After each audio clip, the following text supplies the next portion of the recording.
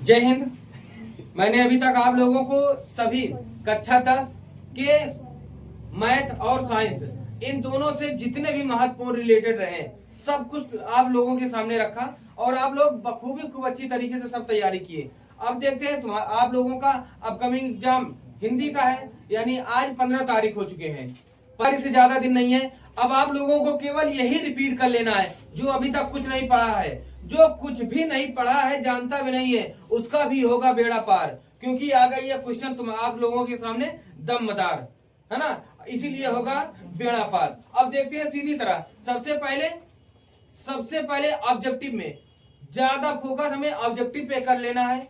जितना ये आ गई है आप लोगों के सामने और आपको बस एक बार पढ़ के जाना है। वादा कर ले रहा हूं कि ये इसमें से यही आपको मिल गई, है ना, और आपकी हो गई बल्ले बल्ले। जो पढ़ लिया उसकी तो बल्ले बल्ले, जो नहीं पढ़ा नहीं पढ़ेगी पल्ले, है ना। तो अब आइए देखते हैं, बाबू गुलाब राय किस युग के लेखक हैं? द्विवेदी युग के।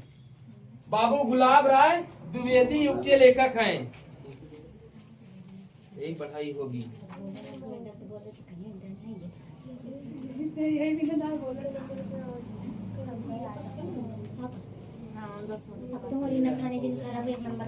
द्विवेदी युग के लेखक हैं, ठीक है ना।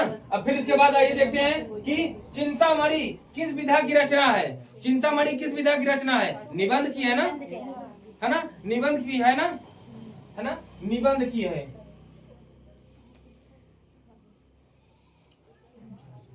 गबन किसकी रचना है? गोदान गबन सेवा सदन किसकी रचना है? हाँ, मुंशी प्रेमचंद की।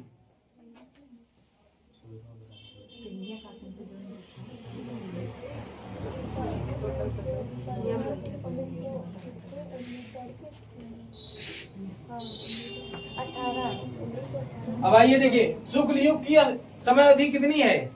1919 से 1938। तो ये दो किताबों में आप लोगों को दो तरीके से मिल जाएगी।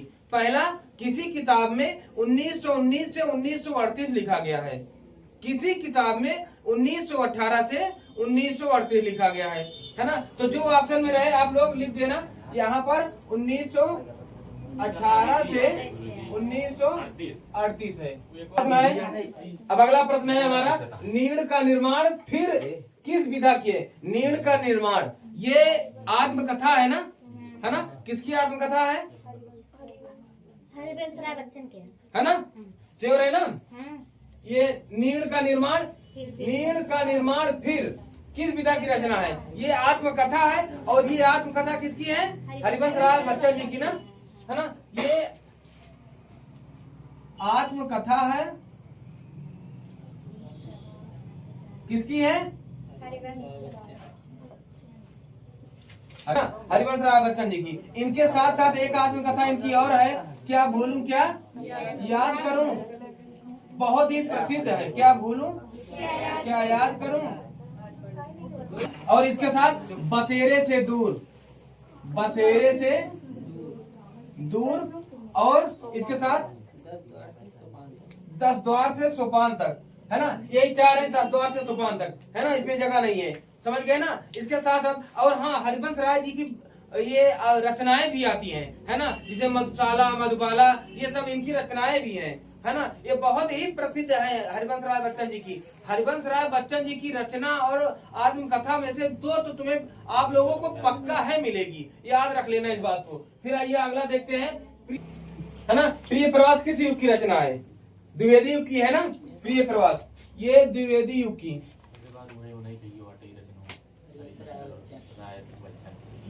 है ना। फिर इसके बाद मधुशाला किसकी रचना है ना, हरिवंश राय बच्चन जी की ना। मधुशाला मधुबाला लगभग 14-15 की है ना इनकी, है ना, सभी याद रख लेना, है ना। हरिवंश राय बच्चन जी की, हरिवंश राय बच्चन जी की, है ना। भारत भारती किसकी रचना है? भारत भारती बहुत प्रसिद्ध, कक्षा 7 या 8 में भी इनकी कविताएं की, है ना। भारत भारती मैथिली शरण गुप्त, मैथिली शरण गुप्त जी की, है ना। आधुनिक काल कब से कब तक होता है ना, जब से 1843 से ना अब तक माना जाता है। आधुनिक काल 1843 से अब तक है ना। मतीराम किस युग के कवि है? मतीराम याद करो, रीतिकाल मतीराम है ना। आपके टीचर बहुत अच्छी तरीके से पढ़ाए हैं, मुझे याद है। मतीराम रीतिकाल के है ना। मतीराम किस युग के? रीतिकाल की। अब हास रस का स्थायी भाव, ये तो बता ही दिया कल ना। हास है ना, हास। दोहत ओढ़े पीत पटु श्याम सलोने कात, मनो नील मणिशैल पर आपित परियो प्रभात, है ना। ये इसमें कौन सा अलंकार है? इसमें उत्प्रेक्षा अलंकार है ना। इसमें बहुत ही आसान है ये उत्प्रेक्षा अलंकार। अभी रोला छंद में कुल कितने चरण होते हैं? 4 चरण होते हैं ना, है ना। रोला छंद में कुल 4 चरण होते हैं, है ना। अब देखिए, अब इसमें 14 आकर्षण शब्द में किस उपसर्ग का प्रयोग किया गया है? आकर्षण क्या होता है? उपसर्ग जो किसी भी शब्द को महान या बड़ा बना देता है ना। तो आकर्षण मतलब किसी और बहुत बड़ा कर रहा है ना, आ शब्द ही तो बहुत बड़ा कर रहा है ना। तो इसमें क्या होगा? आ, है ना। रचना के आधार पर वाक्य के कितने भेद होते हैं? है ना, 3 होते हैं ना। रचना के आधार पर वाक्य के 3 भेद होते हैं, है ना। पीताम्बर में कौन सा समास है? बहुब्रीहि समास ना। पीताम्बर है ना, बहुब्रीहि समास। बहुब्रीहि होता है। आंसू का तत्सम रूप है। बहुब्रीहि समास।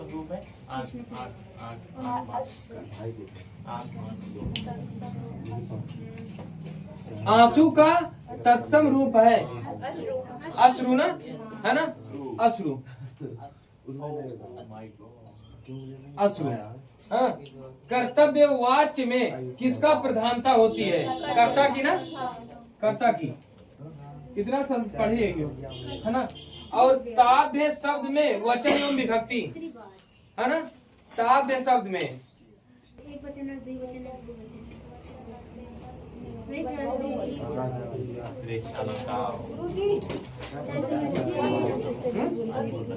कब बंद हुए?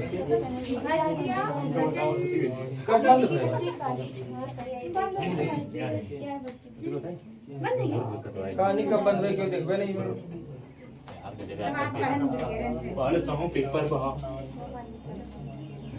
चल हम जल्दी बता दे। ठंडा पेरू लगा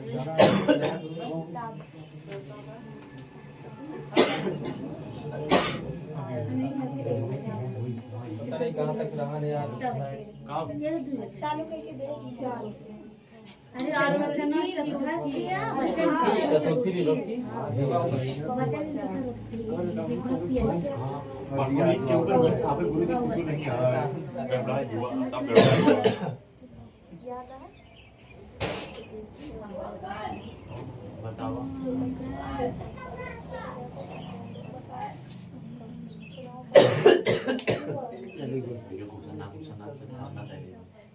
निम्नलिखित में सर्वनाम कर सर्वनाम एवं अवसर रहा है।